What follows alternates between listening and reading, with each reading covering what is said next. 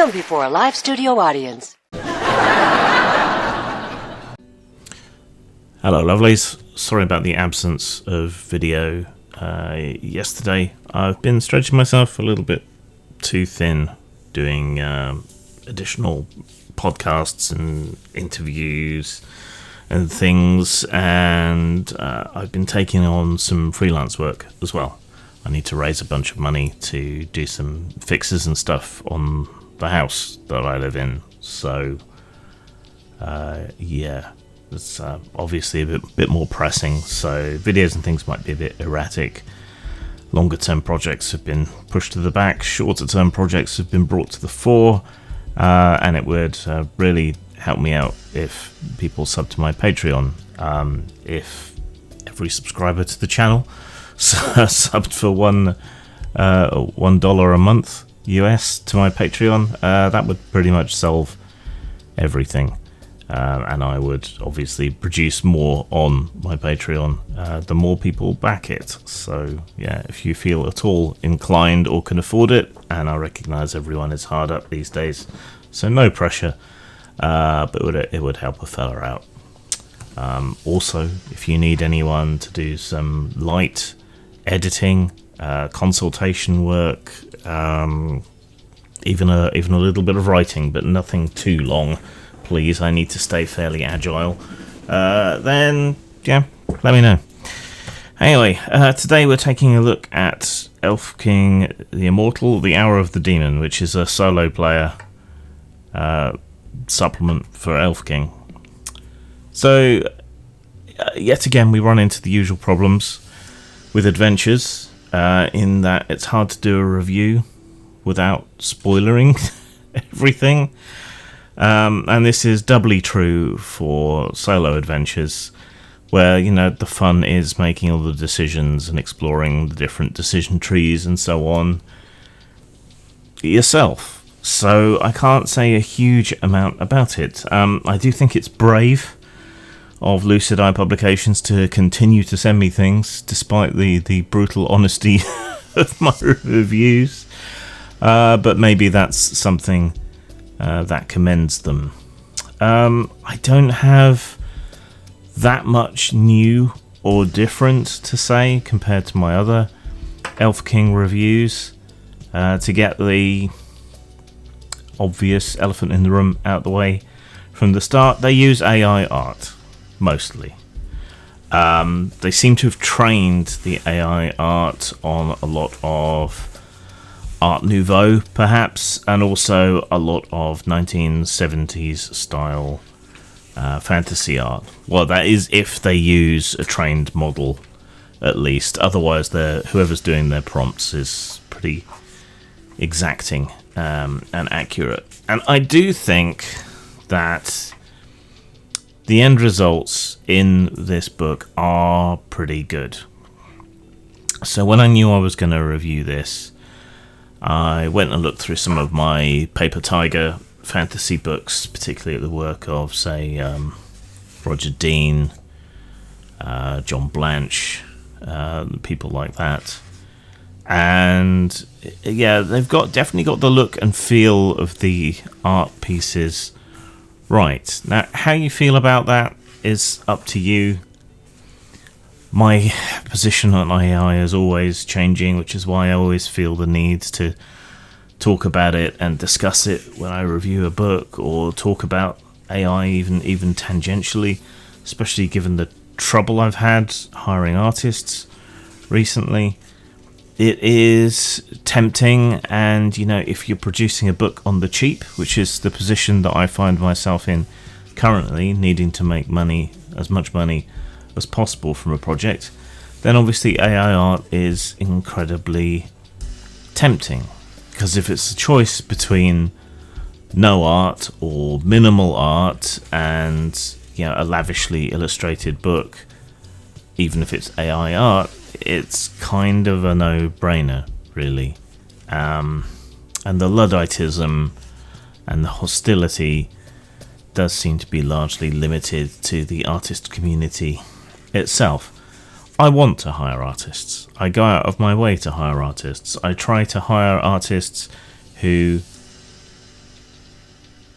need the money for medical bills or rent or some other life crisis or whatever, because I like the idea of supporting people in that situation. But the sheer fact of the matter is that it has become incredibly difficult. But that's enough side tangents. Side tangents are probably going to make up the majority of this review. What is the story here? You're an immortal Elfking from a timeless realm of dreams and whimsy and nightmares. And time has intruded in upon this fantastical world in which you live, embodied and enacted in the form of the titular demon. So this demon has dragged time into a realm where time is not something that usually happens, and as a result things are starting to age and break down according to the sort of normal laws of time rather than the laws of dream logic that otherwise govern the Elfking world. So you take upon the task of getting a special weapon that can defeat this demon lord and put an end to it. To that end, you explore 3 different worlds. The Moon Empyrean is one, which has very spooky and unsettling lunar images in it. The Scarlet Institute, which seems to be some sort of weird alien testing ground, with a certain amount of body horror and possibly vampiric crossover into it. And the Forest of Blood, which is the closest thing to a sort of standard fairy realm or fantasy world, whatever. By journeying through these areas, you will eventually find this special temporal blade, which you can then use in your final confrontation with the demon, as well as having, hopefully, improved your character and picked up some useful artifacts and so on the way. And that's the story. It's pretty linear. So there are those 3 different areas which you can explore and discover and so on, but they're, again, fairly linear and mostly, depending how you play through it, but mostly a chain of fights. So there's nothing hugely innovative or different here. The place in which it shines is the descriptions of these various realms that you travel through. And it certainly gives you a sort of sense, an idea of the scope and weirdness and difference that you can bring about if you're running a Elfking sort of standard with a normal tabletop group or whatever. So it's useful in that sense. This isn't as good as the other single player adventure that I reviewed, but it's all right. And obviously, we need to differentiate now between choose your own adventure type stuff, which this is, and solo role playing, which is something different, which is sort of somewhere between choose your own adventure and standard role playing. Which reminds me, I never did get around to finishing my last solo Worlds Without Number, 1,000 Dead Worlds. You can see why I might get confused there. So style-wise, I like the art, but I am conscious that it is AI, and I'm conscious that this company, this group, consistently uses, it seems, a combination of AI and public domain works. For some of you, that's a deal breaker.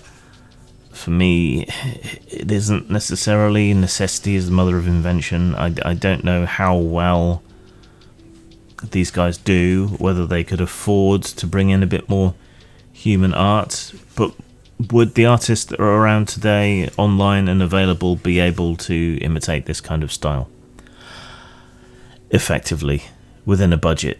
I don't know. The text presentation is still lacking here. I've given the advice before, and I would give the advice again, that a little bit more effort needs to be paid, a little more effort and attention needs to be paid to the presentation of the text, as well as the style and presentation of the art.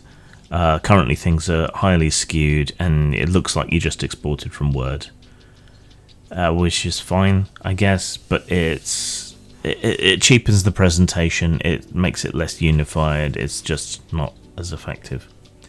So style-wise here, I mean, so the text is presented poorly, the art is good and evocative, and in so much as AI art can be, you know, good, this is probably some of the better end of AI art that you are going to find in use. But this still upsets and annoys people. I think it suits Elfking in particular because Elfking is a bit peculiar, odd, and dreamlike. So any little anatomical or other issues that might appear within the art kind of makes sense within that dreamlike context. But the presentation of the text at this point really drags things down. I would have expected to see a little bit of progress, as they seem to be putting out regular releases and so on here. So in terms of style then, it's a high 3, I think. I think they need to stretch their legs a bit more, be a bit more experimental, pay a bit more attention to the text and its presentation, maybe Art Nouveau page borders, perhaps with a proper bleed, better use of different fonts and headings for sections, subsections, and so on. A little bit more polish on the use of English. Just little things that would elevate it a little bit further, but not too far. You want it to remain readable, especially when it's a choose your own adventure, even more than many other game books. So yeah, in terms of substance, again, this is slightly below average in terms of substance. I think, as I say, it's pretty linear and pretty short. It doesn't feel as satisfying as the previous solo adventure I reviewed to go through, so I would give it a high 2 in terms of substance. At this point in what they've sent me to review, I feel like I have a good handle and grasp on the Fey world that they're trying to present and the possibilities of it. So the book has less value as virtue of being a later release on that scale. I want to see them do more, I think. Not more as in more actual stuff, but to stretch the art, stretch the presentation, stretch the ideas, try and do more with the single player format or with regular adventure formats. I want to see more from them before I start scoring it more highly again. But this one definitely not as good as the previous solo adventure. So a high 2 in terms of substance, because it's just kind of sorry to say. Right, so that is high 3 for style, high 2 for substance. It's 5 out of 10, bordering on 6 out of 10. It's very average. If you're an Elfking diehard, then I think this probably has more to recommend itself to you. But is the game big enough and bolshy enough to have hardcore fans who want everything? I don't know that it is, and I just really think it needs to step up its game at this point to really be worthwhile and to be exciting and to draw people in. There's a solid vision of what the game is or should be or could be. So what's lacking now is the presentation, and I also do think that perhaps it's time for some more effort to go into trying to find some human artists who can at least produce one piece, maybe the cover, for these books. Progress, change, development, learning, do more, do better, please, because I want to encourage people. Zang.